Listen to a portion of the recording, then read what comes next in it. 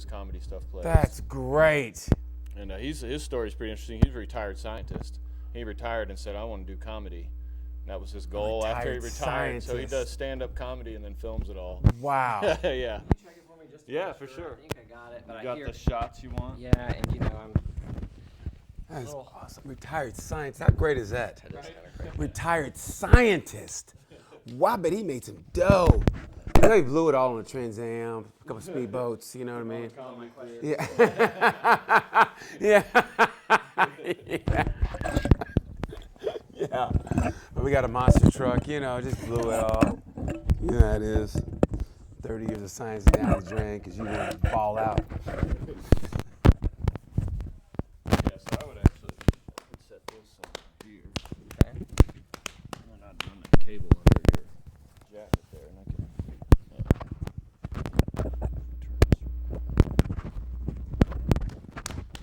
I mean, have you done? I mean, have you done?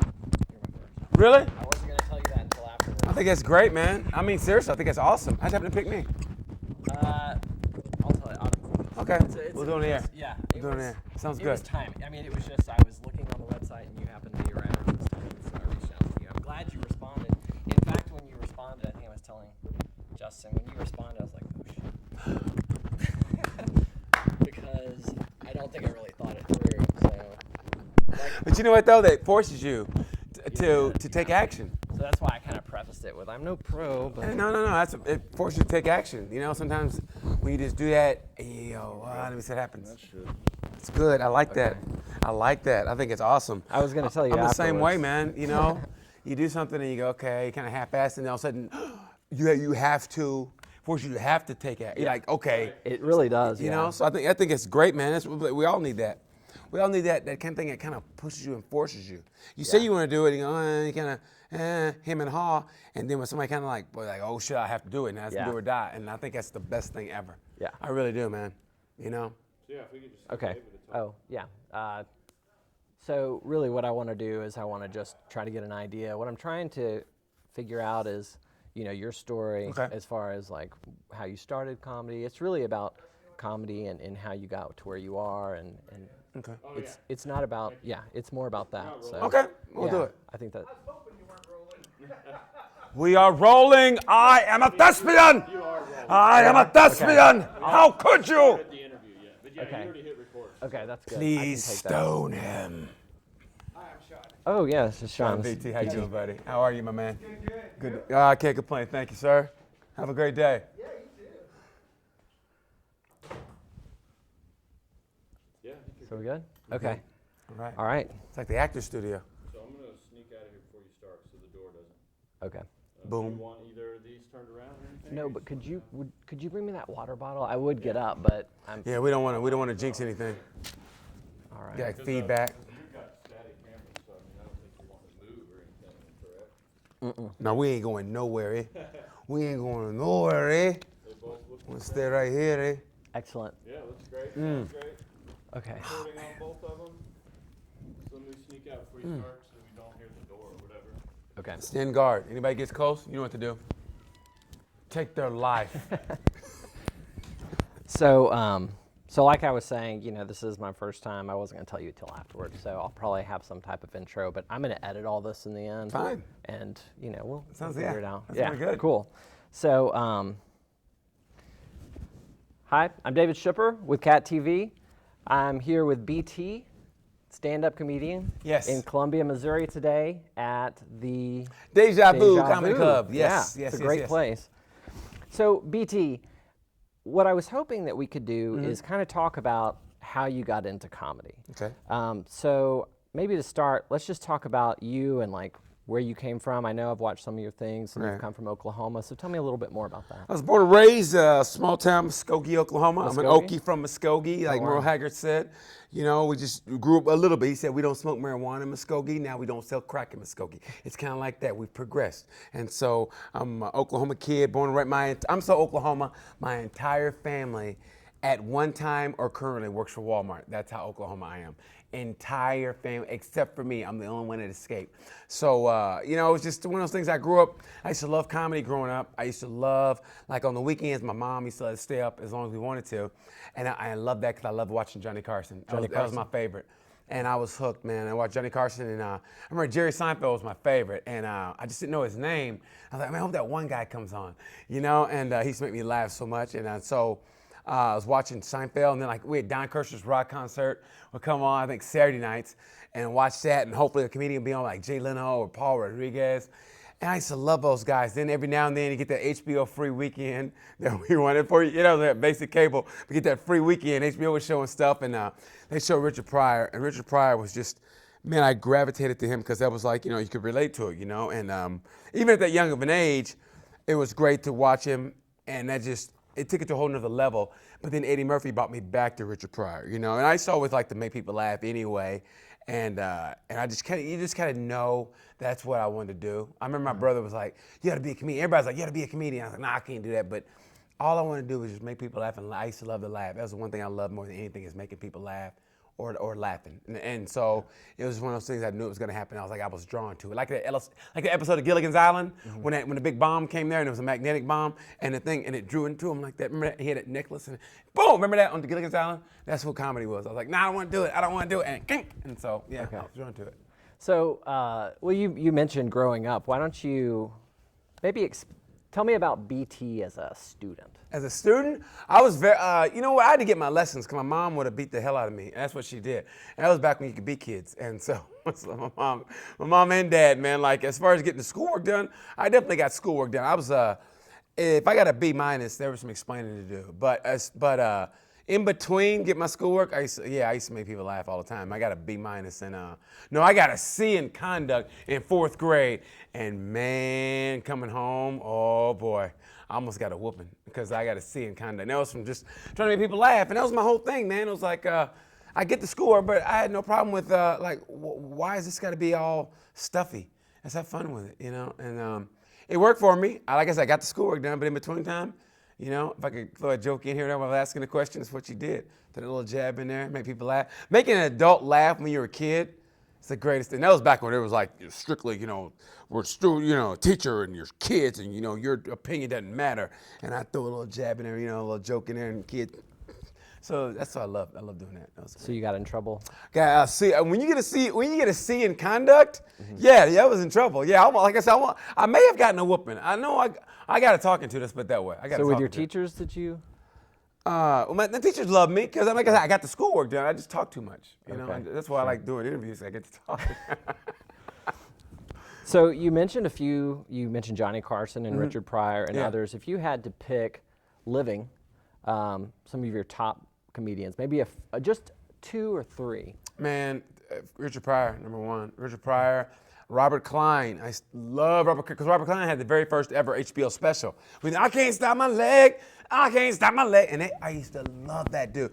Robert Klein he's still one of my favorites. Robert Klein, Richard Pryor, Jerry Seinfeld, and then brings you back to Eddie Murphy. You know, people talk about Eddie Murphy. Eddie Murphy as a stand-up was incredible. He had it all, and he was always clear in the sense he never did any drugs or anything. So his point of view and everything, his perspective was it's a clear perspective.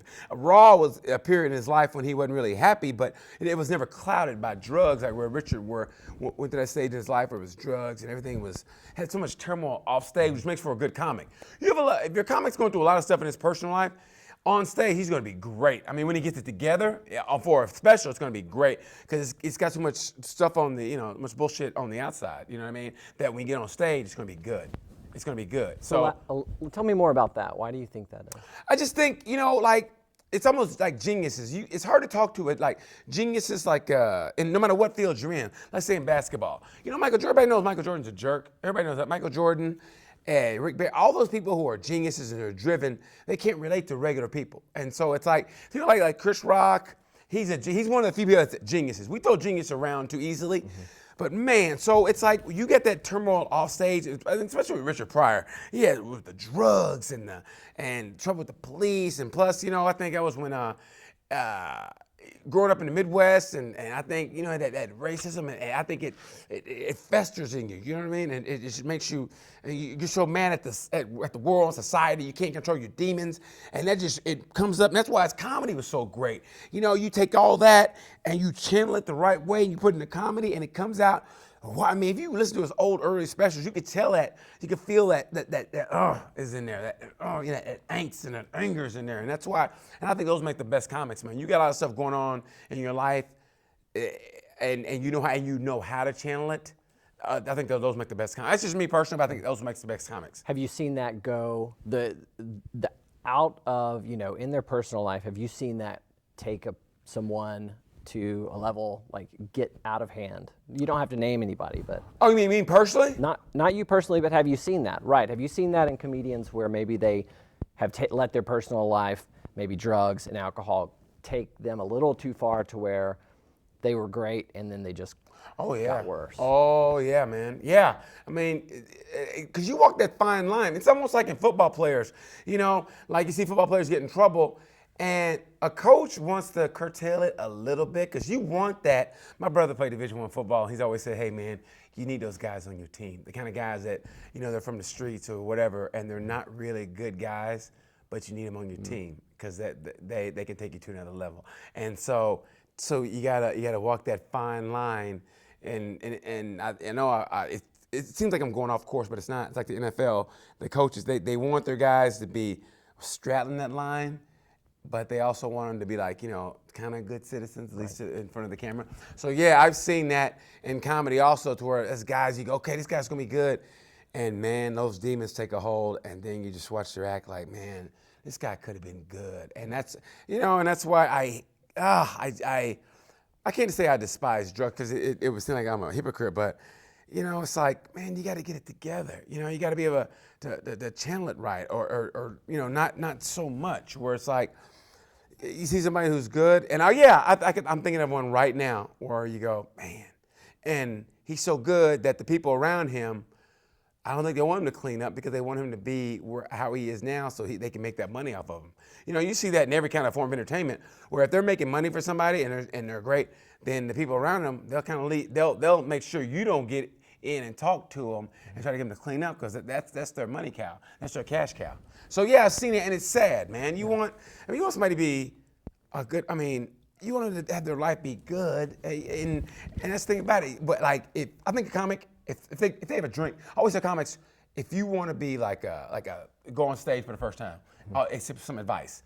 I say, man, don't have a drink before you go up. Don't do this and that. Because if you do, you feel like you have to have it. And I think that's where the addiction starts. You may have been an addict beforehand, but say you do whatever, like a drink, a line of Coke, whatever, before you go on stage. You have a great set that you feel like you have to need. You know, I'm the same way. I used to think like I had to have an energy drink, or I have to have coffee before I go on stage, and I'll be manic, and it makes the brain work. Sometimes I feel like I have to, but I don't, because I've been on stage without that, and I've done just fine. But mentally, you think you do.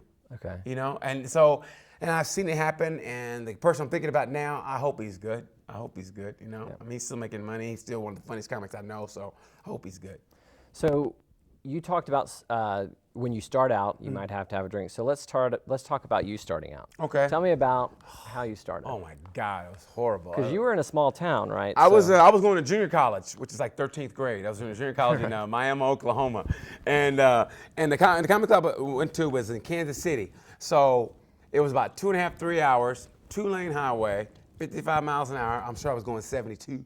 And so you know, you go up there, and this was like the comedy boom. So it's like 86, 87, maybe 88, and you go, and I was going like 17th out of 19 guys, and you had like 4 minutes, and I mean, it was horrible. I didn't know what I was doing, man. I just went up there and I thought what was funny, went up there and had no idea, and just horrible, you know. And so, but I went back again and again, because I wasn't no quitter. I went back again, and you know, and the good thing about it was, and it's just for me personally, if I can go on stage, and it helped that nobody I knew went to see me, is that I didn't have nobody to fall back on. It's like I went up there, it was 2 hours away, somebody was going with me, so it was by myself, and so I went on by myself, nobody saw me, and I kept doing it that way, and I like it that way. That way I knew I'd get real laughs. It wasn't just go, oh, there goes my man T, you know, and like, oh, T ain't funny. So it's just by myself, And so I got a real gauge. Sometimes friends go and offer that support.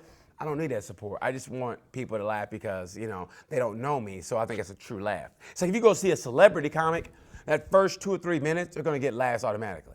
And then around 10 minutes in, then you'll see if he's really funny or she's really funny. You know what I mean? So that first 3 or 4, they'll give it to you. Where your friends, and then So you know what I mean? The realness kicks in. So that's what I wanted, to just get a real, people get a real grasp of who I was. I don't want anybody around, any fake laughter. Just say, who's this guy? Is he funny? And no, I wasn't. I wasn't. How long did you perform like that before you invited someone that you knew or started to know the people you were performing in front of? I'll say again. So you said you went by yourself for a period of time, right? Right. So how long before you let other people see you perform? Man, honestly, I still don't like people coming to say. Yeah. To be honest, I really don't, because it's always like, I always get this anxiety, like they're gonna come on a night where like this is the worst crowd, and I still am not comfortable with it. Like it was a long time I went, and my friends want to come, they want to sit on the front row. Like, you guys understand, you're screwing everything up. I mean, hey, can we cuss on here? Sure. Okay. Where, like, I don't want you guys here on the front row. You're gonna fuck everything up, and and there you are there, and I got to worry about you. And so I don't like people coming. If they come and don't tell me, that's fine. But I still don't really care for it. I mean, even at this stage of the game, I really don't really care for somebody to come see me. I'm like, but don't get me wrong. I think it's great. Thank you, but I don't really care for it. I still don't. I really don't. If it's on TV and you see me, great, but I'm like, oh man, don't come and see me because you're gonna like screw everything up. But now it's better. It's better now, but yeah, I still don't. So you started in Kansas City. Yes, went on stage first time ever in Kansas City, yes. And then when did it really start to pick up for you? When did you start performing more regularly? When I transferred to University of Oklahoma, I'm sooner born, sooner bred. When I die, sooner dead. Transferred to University of Oklahoma, and then that's when they had a club in Jokers in Oklahoma City, and I went every Tuesday, man. And that's how you do it. You go every Tuesday and you try to perfect it and just keep going up. And from the management to on down, what hurt was I never was as funny as I thought I was. I don't think anybody ever is. You ask the big comics. It's like you're never as funny as you think you are, but you still think you're funnier than another comic. You know what I mean? Which is it's a weird thing, but it's the truth though. So, and I can just tell by the way they were treating me, they didn't think I was that funny. And I was like, man, and it would just kill me because but I was writing and I was like, I want to get to this level. And the way they would treat me, I hated it. But I was like, okay, I know I got something. I just got to keep doing it. And so I went on every Tuesday, and I just went on. And then spring break came. I went to Chicago. I don't think I performed in Chicago. I was trying to, but I didn't get a chance to go on stage anywhere in Chicago. And then, but I went back that summer. And that summer, going to my senior year, I went to Chicago and lived for the whole year in Chicago for that summer. Found a stage. And the greatest thing ever was when I went to Chicago for that spring break, for that summer, this one guy saw me. I think it was an open mic night or whatever. He saw me, and it was the only time in my life. I got off stage. He goes, "Come here for a second." I go, "Oh boy." And he goes, "Hey, where are you from? You're no amateur." And man, that made me feel so good. I just get chills thinking about it now. And the way he because I thought I was in trouble, and the way he pointed me out, and he goes, "Where are you from? You're no amateur. What's the deal?" And I had to tell him, like, "Hey, I'm here for spring break, for summer." And man, that dude, I remember, he let me go on almost every, whatever night it was. He let me go on, get some weekend spots. And I remember, I had to go back to Oklahoma to finish up. And it was great, man. He's a big dude. He must be like 6'5", 6'6", just a big dude. And if you didn't know better, he had the big mustache. Looked like a Hell's Angel, outcast. He had, he looked like he's a big dude. And I remember the last time I was on stage before I went back, he kind of talked to me, and man, it was almost like, he didn't want me to go, and he was like, "Man, good luck, if you want to ever come back to Chicago." And it was just the greatest feeling. That was the only time ever up to that point where I thought, okay, I got something going here. Because every time, all those Tuesdays at Jokers in Oklahoma City, I never felt like they thought I was funny. And even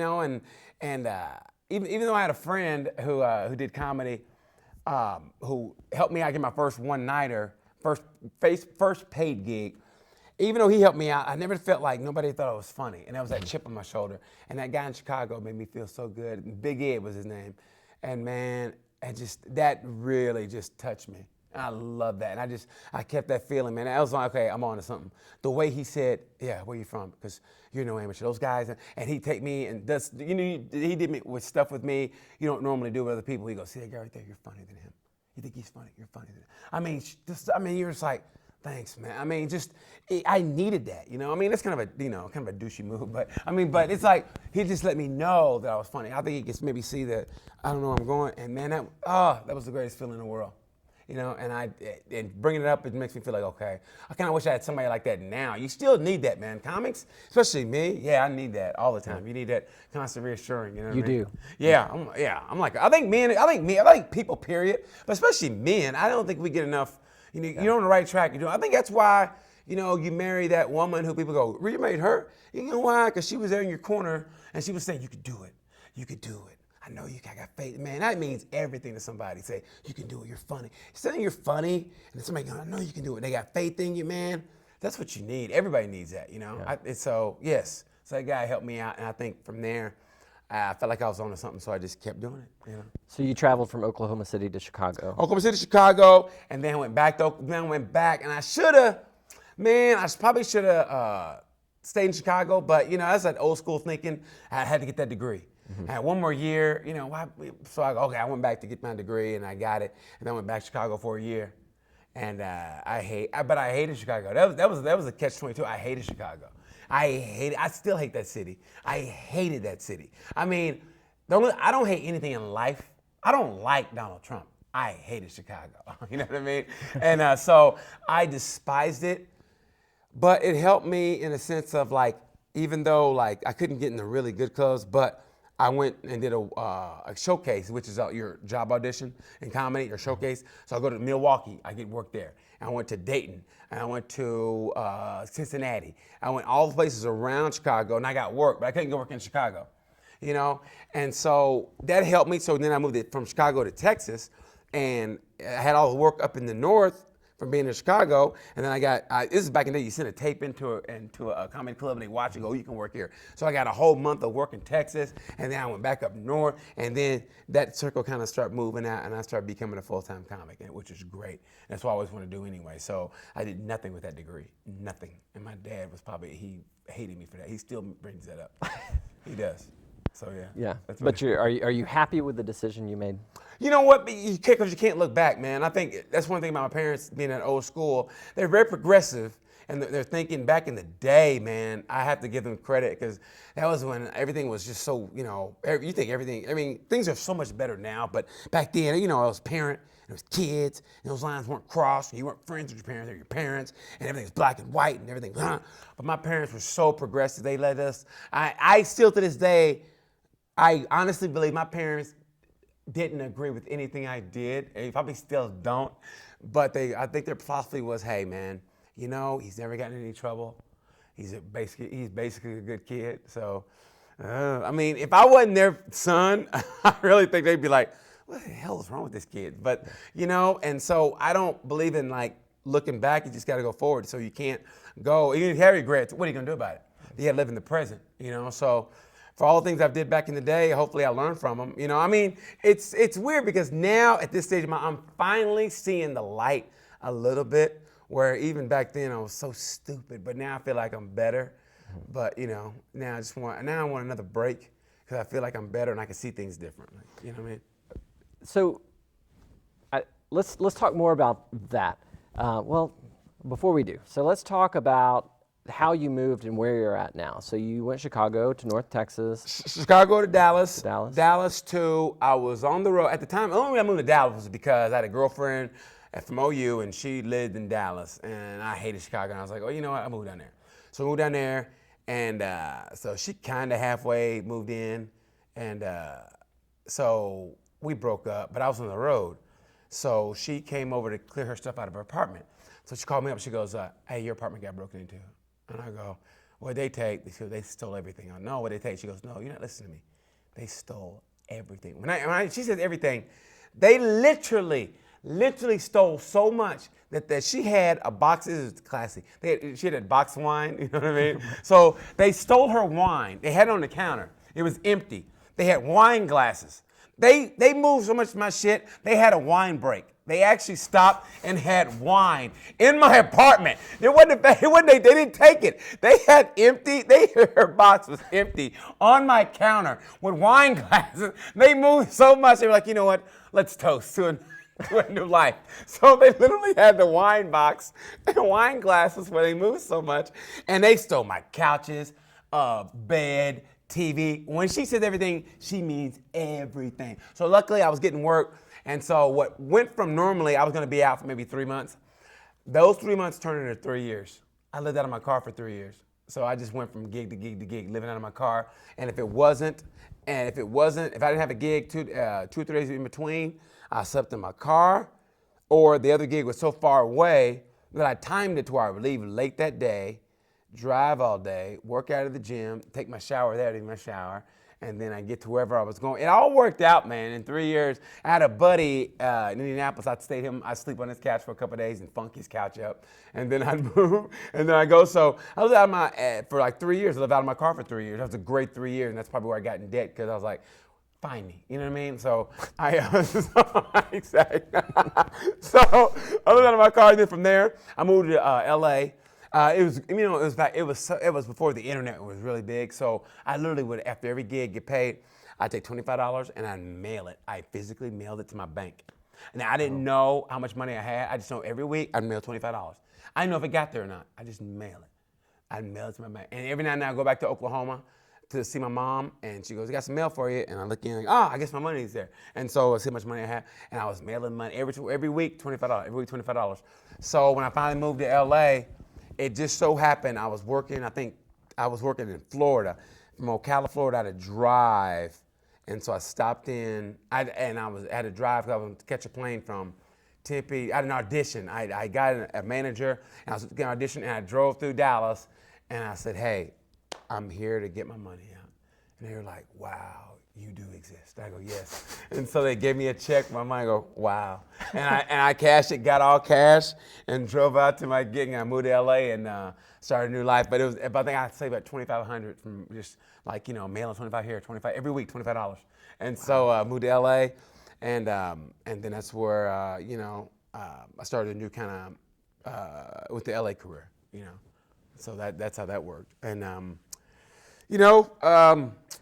that was good in a way. I had really good management, but I think it hindered me in a sense of it when all that fell apart. I didn't know how to fend for myself, and that was hard. When everybody's giving you stuff or whatever, or you don't know how to fend for yourself, you think it's what it's going to always be, and it only goes on for so long. You got to land stuff, and I didn't, and that's when it all got taken away from me. And for somebody who doesn't do drugs or alcohol or whatever, and when something gets taken away from you, because it just hurts, man. You know what I mean? Because when I was a fuck up and I was doing drugs, man, I lost everything. It was just because I wasn't landing anything, and that still hurts to this day. But that's why I want one more shot at it. You know what I mean? I just want one more shot to see if I can still do it. So that's intense. It sounds like the story of somebody that wants to be a comedian can be rough. Well, now it's so different now in the sense of you got the internet, you got YouTube. I mean, you got people who sell like comedy clubs because they a good YouTube clip, a great YouTube clip by some young kid under 24, 25. He got some friends, and he got friends, and he got his own channel. And they show him to do some goofy stuff, and he goes, hey, can I work this club because I got over 100,000 hits or something on YouTube, whatever. And comedy clubs now, it's so different now. It's so different. The game has changed completely. That's why it's hard for some comics who grew up when I grew up coming up in that comment. They can't understand it. And it's hard to say, but they can't understand it. They go, this guy's not funny. I go, hey man, it doesn't matter that. I mean, it's like I said, you can't look back, you can only look forward. So all that stuff you did back in the day, hey man, it's not like that anymore. And you're thinking like back here, yeah, but I don't want to, it doesn't matter. I still have to go to open mics. I still go to, you know why? Because I don't want to be that guy on stage talking about some stuff where they go, wow, really, dude? That was like 15 years ago. Or, we don't want to be a relic. You don't want to be a relic, and yet still you don't want to seem like you're trying too hard to act like you're hip. I've never been a hip dude, but I want to seem like I'm in the present. You know what I mean? And so you have to do, and so now it's different now. I don't think, I don't know if comics hit the road like they used to, or at least like I did, where you travel maybe 10 or 12 hours for $200, you know what I mean, or whatever. It's not even going to cover your gas, but you don't think so. But you're like, I'm a comic and doing. It's not the way it is. It's a different time and era, but some things are basically still the same. But it's totally different, totally. So you just got to find your way, and hopefully somebody gravitates to what you do. I mean, and that's not a given. I mean, granted, there is stuff I look at, and I'm not even a hater, but sometimes you look at stuff, a comic, whatever, you go, and they've got a following, and you're going, really? And you're watching him, and you tried to be sour grapes, but you're going, really? This guy? And you're watching, going, But, hey, more power to him. And if he didn't have to sleep in his car, then, God. I mean, I still to this day think back when I was in a parking lot was it Bozeman, Montana, or Missoula? One of those towns in Montana. And I was traveling, and I had parked my car, and I slept in the front seat. I woke up shivering. I put my leather jacket on and turned the car on. And then I woke up, and I was sweating. I turned the car off. I woke up, and I was shivering. And I turned the car on. I woke up, I was sweating. This went on all night, and it was so fucking annoying. And I still to this day think about that, and it just makes me, So no matter what happens, if anything happens good in my life, I think about that. I go, I deserve that shit. For that night, just for that night alone, I deserve that shit. I had to sleep in a parking lot in Montana. I could have been mauled by a grizzly bear. Yeah. You know what I mean? Yeah. I think that night, there was a security guard came. I think he was like, you know what? And he just let me go. I don't know if it was a dream or it happened for real. But he's like, and he left. So yeah, man.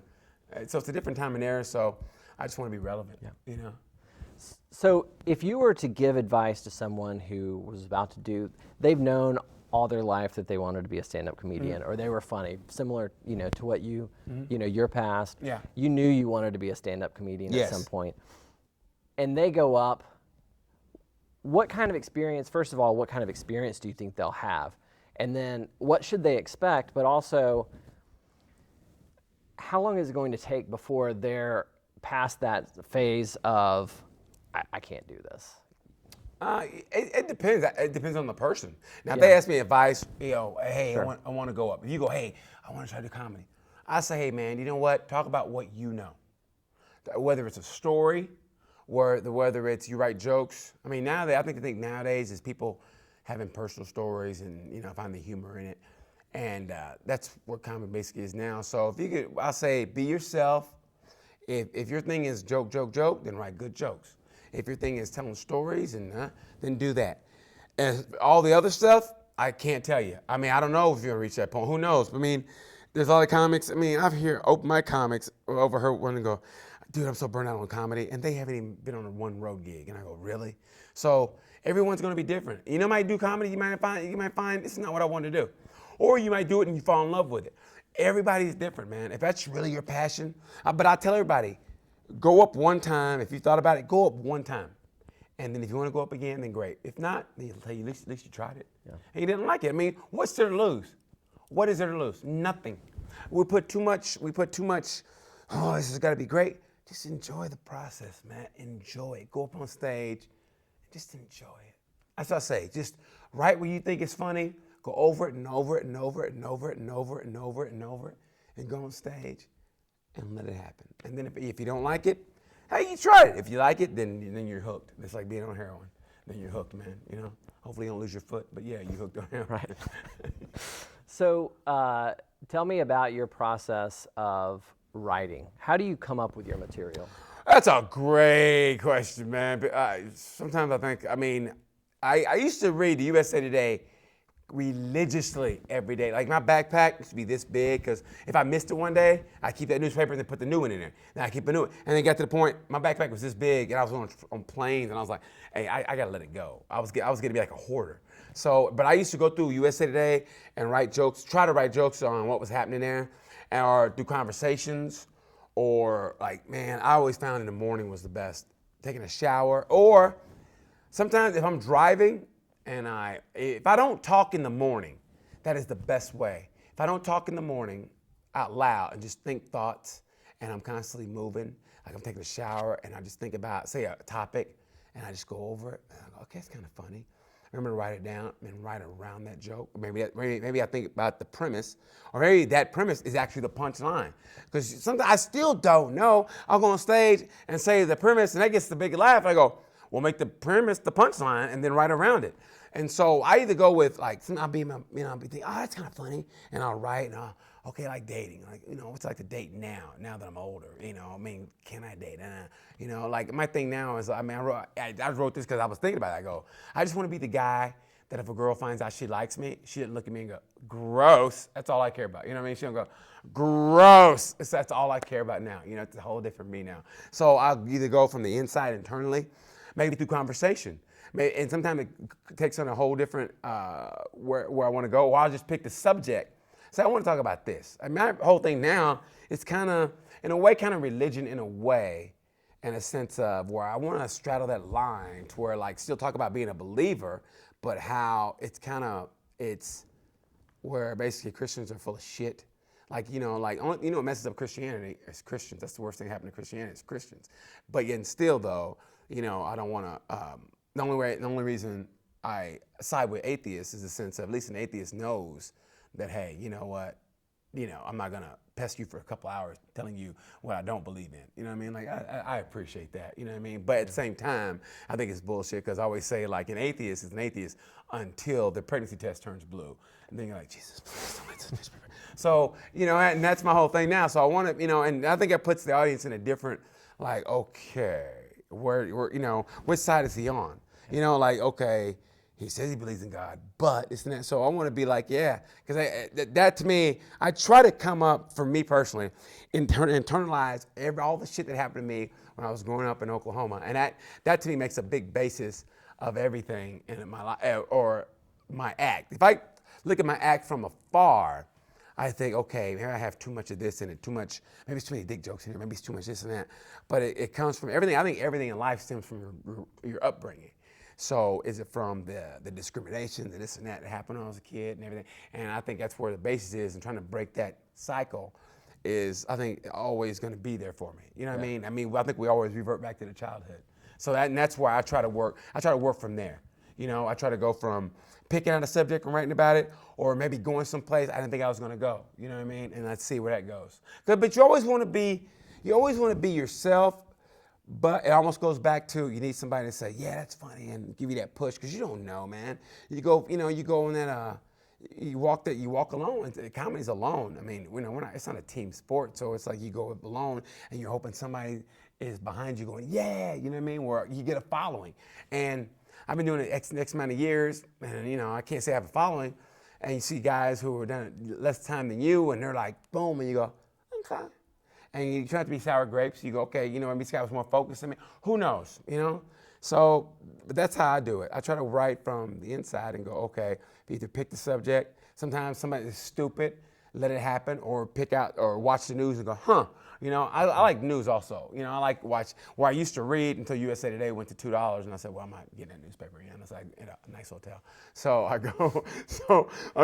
get lazy and go to CNN headline news route. That's what people do when they're lazy. So I like to go with the news. I gotta be current. Write something current. I think people appreciate that. You go current, and plus I like to spend a little space in my act to where I talk to the crowd, and I like to be a little bit engaging. So sometimes they'll say something, go, whoa, and you go someplace you never thought you were gonna go. The best part of the journey is the journey. You don't know the destination, but the best part is that, okay, let's see if I can find a joke in here. You talk to the crowd. Like sometimes you might ask a question, you know the answer. You watch a comic, ask a question, and he's already on the answer already, and like, okay, he's not really testing himself. He knows the answer. You can tell he's ready to jump on it. He's not listening. But sometimes they'll say something, oh, I wasn't ready for that. Okay, let's see if I can find a joke in there. And sometimes it works, sometimes it doesn't. But you got to walk that, for me personally, you got to walk that line. You got to walk without a net. If it works, beautiful. If it doesn't, hey, you go back to what you know. Write some jokes about what you know, or jokes that's going to kill after that. So nothing wrong with that, man. You got to fail. Just, give me a chance to fail a little bit. I'll still make it funny. I'll still find something where you'll leave going, that was a good time. Yeah. You don't want the whole show to be like, yeah, that was trial and error. You know what I mean? You want people to go, I spent $10 for this shit. Right. You know what I mean? So, so I like to do a trial and error, and that's how I like to write, man. A little bit of crowd, a little bit of maybe news, a little bit of personal stuff, and however the joke comes out, the joke comes out. You know what I mean? Excellent. Yeah. I don't want to keep you too long. No, man, I don't care. I have no place to go. Okay. No place to go. It's 6:18. I have no problem at all, buddy. If you're good, I'm good. We might end up with too much, but I'll share all of it with you. No, too much. I don't think it's too much. It's like asking Bill Gates. You got too much money, Bill? Yeah, you're right. I should stop right now. You know what I mean? You think he left Microsoft? We're just like, I'm good. Take it easy. You really think so? He's like, hey, wait a minute. Whoa. Yeah. I might quit. Brian quitting. So, you know what I mean? He knows. He knows. So then let's talk, you mentioned, you told a joke just a minute ago Yeah. about Christianity. So if we need to get water, we can. So my question really is, have you told a joke that was so off that the audience turned against you? Oh, yeah. Okay. Oh, yeah. I think one of the greatest times ever, I was in Germantown, Wisconsin, and that was during the, I think this how long ago this was. I think Clinton was still president. And it was after that Monica Lewinsky stuff, I guess. And they were literally like booing, and I just kept going. And I was like, man, basically, fuck you people. I was like, no, I'm gonna get this. And I just kept. And the great thing about that, the normal me, I think, I really thought I was gonna like fold underneath the pressure, but I was like, so fuck you, that I just kept going. But I kept in the same cadence. Sometimes, at least for me, if a couple jokes don't work, I'll speed up and whoa. But I just kept the same pace I would normally do. I just kept, oh, fuck you people. I just kept boom, boom, boom, to the point I guess they saw, well, I guess he ain't backing down. And so I was like a moral victory. And I think that's the greatest, man. If what are you gonna do? You're gonna cave in and be a pussy and be like, all right, let the crowd dictate? I mean, Doug Stanhope said it best. He goes, kind of like in a way, fuck the crowd. And this guy called him, what do you mean fuck the crowd, Doug? We goes, no, because you can't let them dictate what you're gonna do. You can't let them boo, okay, I guess I want to talk about this because they don't like it. Then what kind of comic are you going to be? This is me. Whatever, every comic is different. There's some comics, I have no problem with it. They go up there and they're all jokes. And they might be great at writing jokes and it's all on a different level. And you go, that's a great joke writer. Like Anthony Jeselnik, he's a great joke writer. But I mean, there's nothing about him that tells me anything about him. I don't look at him, okay, where's the real Anthony? I mean, maybe he's a little bit of an asshole, but that's okay though. He's a great joke writer. But I like comics, at least for me personally, that that's the real them. What they're saying, that's them. So you can't let an outside force come in and persuade you because, boo, I don't like that. Well, you know what? Hey, you can always get up and leave. I'm not holding you hostage. That's a federal. That's a fed. That's a felony, man. I don't want it. I already got 2. I don't need 3. Yeah. So, you know what I mean? So, you can leave. That's kidnapping. I don't need a kidnapping. I got enough as it is. I don't need a kidnapping on my record, so you can leave. And that's the way it is, man. And that's the beauty. I think the beauty of comedy over any other form or any other art form is that, man, and I've seen it before, is that people will be like, having a good time, and you tell that one joke that hits them right between the eyes, and it boom, and you're like, and I've seen it to where, whew, and they're just like, and they get mad, and sometimes you bring them back, and sometimes you don't. Sometimes I've seen it happen. I've seen it to where, and this is minute. I was in Des Moines, Iowa. I have a joke about motorcycles. I love motorcycling, and do a joke about Harley Davidson, right? Kind of slamming Harleys. And this guy went from this to this, and the whole show. He went from to this, and it was just a joke. And I mean, he came out, and he looked at me. He goes, and he walked out. I was like, hey man, it's just jokes. He was pissy. And it was like, something like that. Not a joke about religion or kids. It was just a joke about Harleys. He was pissy. And that's just how it is in comedy, man. It hits people on a different level, I think, because it's like somebody talking. And it's like songs never hit anybody that hard. You can look at Winger. He's fucking a girl at 17, but he put a nice rhythm to it. He's only 17. You're jamming to it. He's talking about sleeping with a girl at 17, and he's a grown man. Nice teeth, but he's a grown man talking about sleeping with a girl at 17. But nobody says shit. Yeah. But let me talk about it. Then, this guy's an asshole. This guy's a creep because I'm talking. When you put something to a melody, you can get away with anything. So, and that's the beauty of comedy. You get somebody up there and you're talking about like I say religion. I despise what the Catholic Church was able to get away with. To me personally, I was Spotlight before Spotlight. And I was like, how could you have your kids go to a Catholic, knowing what was going on during that time, have them go to, it blows my mind. It still does, especially back then. If all that stuff came out and my kid was like, you know what, we ain't going to church no more. And I did it, and I remember I was in Detroit, or a suburb outside Detroit, and it's like, don't talk about the Catholic Church or whatever. Really? Maybe I must be reading the news wrong. I must be watching CNN wrong. My bad. You know what I mean? What's it going to be? It's going to be your kid or your religion? It's going to be your kid or your religion? I mean, I did a joke, which I thought was a good joke, but you know, you hit them on that level, man, and that's the beauty of comedy. That is the beauty of it. So you see a comic that's supposedly edgy, or is a comic that's on the line. I look at that and I think about when he was coming up in the club, the part that people don't see. When you're in the club, when you're in some shitty club, or maybe some one night or some small, can't even be a small town, some town or some place where people, you know, are just like, how dare you talk about that? And he still did. And what he went through to go through that, or sometimes club owner goes, hey, could you not say that one joke? Because you go, nah, man, fuck that. You know what I mean? I'm not gonna do, you may take back my art form because somebody gets offended. I'm offended that you're offended. I'm offended that you're telling me not to do a joke because that's my passion and telling me not to do that. Man, fuck. I mean, then this makes me just go, just take my check and get the fuck out. I mean, I get so pissy. Yeah. You know, this is an art form. Some people do it. Some people, when you watch them, it's art. You know, when I do it, I mean, but still, it's my art. It's mine. And that's the one thing I have in my life is my act. I can control that. And when you tell me to alter it in any way, shape, or form, then yeah, I get pissy. I mean, because that's mine. It's almost like telling somebody how to raise a kid. What you should do, motherfucker, who the fuck you talking? This is my kid. You know what I mean? And that's the way I feel about it. You know, these are my jokes. So if it's not working for me, maybe I need to go through and look at it. But don't tell me how to do my act, and don't tell me what subject matter to do. And you know, to me, a nightclub. I understand if you got a gig and you know what it is as a comic. Say a corporate, which is you're gonna go in for a business and you got to be clean, and they give you a lot of money to be clean. So yeah, you be a hired monkey for the hour. And you just, yeah, you guys, hey, where's the boss at, right? Oh, you guys are great, yeah. All right, take it easy, you know, get my check, you know what I mean? Yeah. Well then, but if you're at a nightclub and people are drinking, man, you're gonna tell me to do my act, fuck you. If they're drinking and they're offended about something I say, that's my philosophy, man. Hey, you know, in some religions, drinking is a sin. I only bring that up because some people do. They fucking like to, you know, be hypocrites. So I'm like, fuck that. Oh, my language offends you? You drinking offends me. Me going outside and seeing you smoke a cigarette, that offends me. Not really. That offends me. You know what I mean? So, you know, we're going to pick and choose like that? You're going to cherry pick? Well, I'm cherry picking. That pisses me off that you're pissed off to what I said, which I'm sure you're fucking not. You know what I mean? And I love that. I love debating comedy more than anything. I love that. And I'm not even I don't consider myself one of the greats or even close to it, but I love debating comedy. You know, I think that's the greatest. And people, this fake outrage. Oh my God, I can't believe you. Really, does that really piss you off? Yeah. Or you just go along with what everybody else says? You know what I mean? And I love it, man. It's beautiful. When it's done right, comedy is the greatest art form there is. The greatest art form there is. The greatest art form there is. No offense to Da Vinci. No offense to Van Gogh.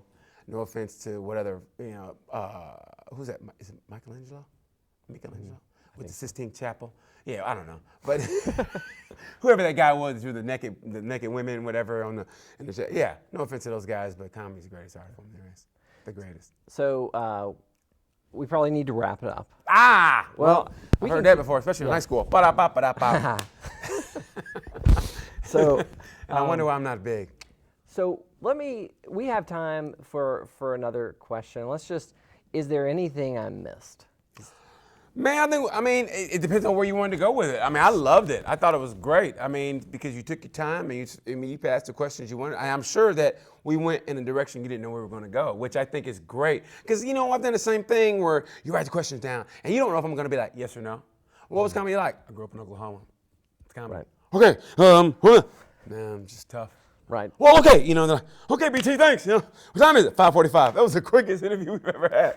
No, man. I mean, I just, you know, I like people to know when you go see comedy, man, as an adult, just don't be a pussy. The only thing I hate is hearing crowd, oh, the fuck, you're a grown adult. There's nothing that pisses me off when people go, oh, really? I mean, I like sometimes I do cruise ships. And I did a family show on this one cruise ship. Now, family show means no cursing, right? And I know what family is, so I go overboard. I mean, I'll go, oh, heck, let people know so they don't, you know, I don't get any gray line. Oh, I mean, I'll do it like that, you know. You're crazy. Or I'll exaggerate I'm being clean. And I said something that wasn't even bad, and this guy goes in the back, family show. And I go, what did I say? I said, apparently we must come from two different families. You know, don't forget the fact that if I'm offending you, don't forget the fact we were in Mexico today. You know, what's more offensive? Me slipping out a word or the way we walked past a homeless lady with no legs asking for money, we just walked past her like we didn't see her as I went to go get a massage. You know what I mean?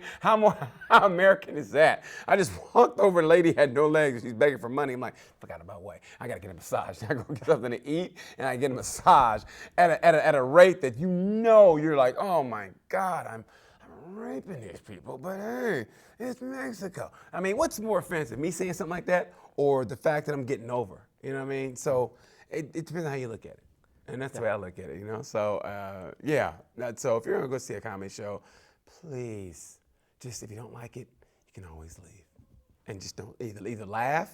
I don't mind silence. Silence means, man, it is me. Yeah. Nobody's laughing at all, but they're listening. Silence means they're listening. Yeah. If they're talking a lot, it means they've tuned you out. But if they're silent and they're watching you and nothing's coming out, it's you. You know what I mean? Like, man, I need to find something to make these people laugh, okay? But if you're just, please, just go watch the 700 Club. I don't know if that's still on or not, but yeah, go watch. Is it? I don't think so. Oh, No, man. I don't think so. Maybe. Really? I'm not- Pat Robinson's still alive, though, isn't he? I think. Of all the people that died, you would think, no offense, but I mean, of all the I would have people- heard about that, I think. I think we all would have. Yeah. Like, they'd have been like, Pat Robinson, finally. No, that'd be cruel. But that'd be cruel. But Pat Robinson, you know what I mean? But that was ingrained in us, right? Remember Pat Robinson in the 700 I Club? do, and was it Tammy Faye? That was different. Tammy Faye and Jim Baker, they were on a whole different level. They were on a Okay. whole different, another religious channel. Yes, okay. Yeah, I Pat remember Robinson was more like, they were kind of like, CBN. It was like, you couldn't help but to go across that channel, as you're going to the other channels. Yeah. No, but I guess my babysitter used to watch it. Okay. We couldn't go out until it was over, so we had to watch Are it. you serious? Yeah. Oh my Yeah. God, where'd you grow up? Well, so I grew up all over. I was born in Guam, lived in San Diego. My dad was in the Navy. Nice. So we moved around a lot, but there it was Lufkin, Texas, or Yes, Nacogdoches. I've done a show in Lufkin, Texas. Really? Yes. I remember, if my memory serves me correctly, was there a strip club in Lufkin? I was young. I was in kindergarten, so. So I you would wouldn't know. have- You wouldn't knew naked have women known. were No. back in those. Hopefully you didn't know. No, I If doubt you it. knew where the strip club was in kindergarten, I want to talk to you about your upbringing. Right, This yeah. interview just took a 180. Well, tell me about your life. No, but I remember Lufkin. I remember doing a show in Lufkin. And I think it went pretty well. 'Cause I used to live in Dallas, and I remember going to Lufkin and going, hope I make it out alive. I mean, that was like back in the day. So yeah, Lufkin. Where else did you go?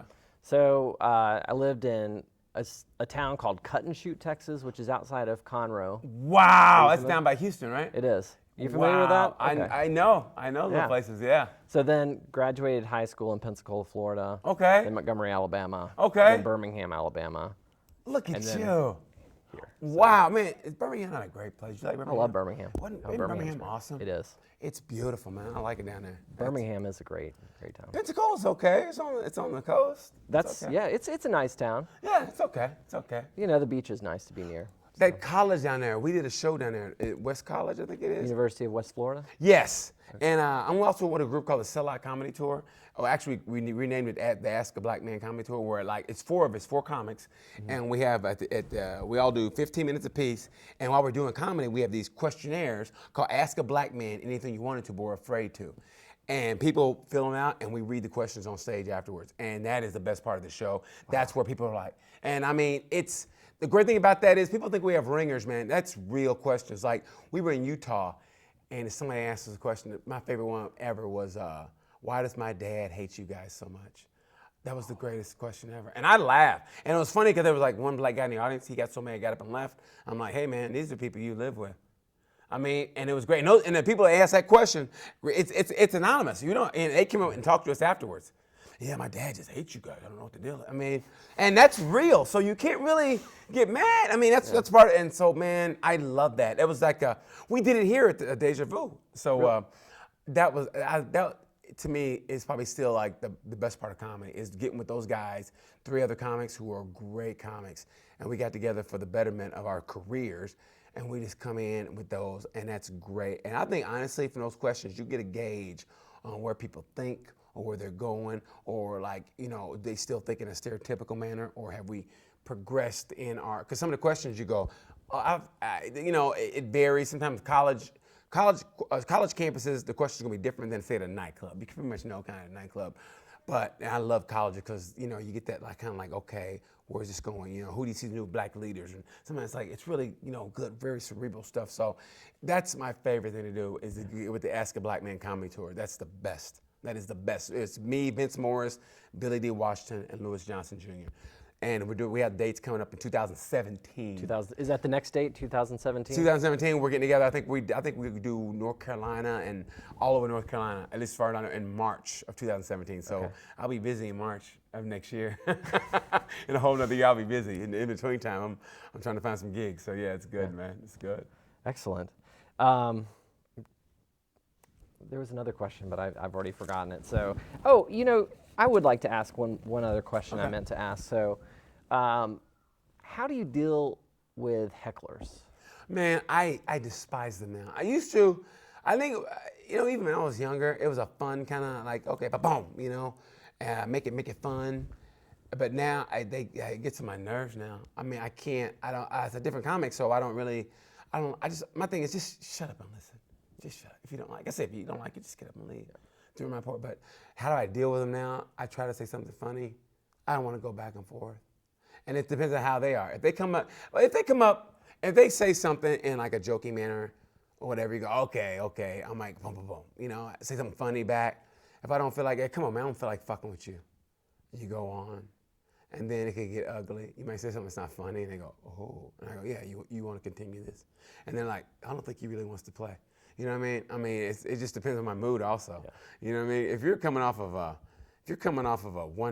one-nighters, which you really shouldn't be doing that at my stage of the game, but if you're coming off a string of one-nighters, the last thing you want is somebody, you know, woo! Or, you know, oh, that's supposed to be funny. And you go, look here, motherfucker. I mean, yeah. So how do I deal with them? I don't. Not anymore. You ignore them. I try to ignore them. Yeah. I really do. I hope they leave and their car hits a ditch. And it gets stuck. You know, maybe they hit their head on a window. Not hard, just enough. Right, just enough. Oh, my car, I gotta get a tow truck, and it costs them like $122.87. They gotta get a tow truck, and then they gotta get it, you know, towed out, and then the glass, but no, just not even stitches, a Band-Aid. So they gotta go to Walgreens. So yeah, how about $149.82? That's what I want them to go out. Like, man, I shouldn't have said shit in the comedy show. Yeah. That's my karma. Enough for them to know it was their fault. Exactly. That's what I want. Karma. That's what I want. That karma to hit them. And I'm like, see, you should have stayed there, you dumbass. Right. Yeah. That's what I want.